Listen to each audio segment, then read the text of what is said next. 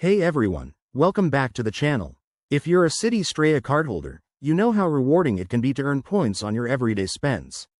Today, we're breaking down how to use those Citi Strata points to book amazing hotel stays, turning your rewards into real vacations.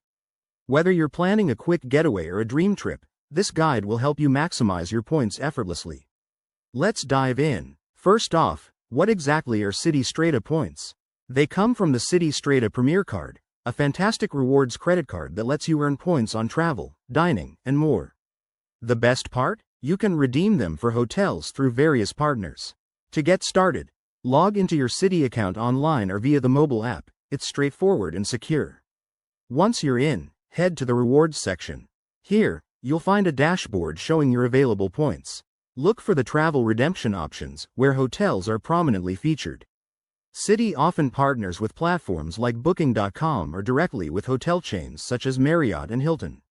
If your points need to be transferred, that's easy too. Just select the transfer option and choose your preferred partner program. Now, for the fun part, searching and booking. Use the search tool to enter your travel dates, destination, and preferences.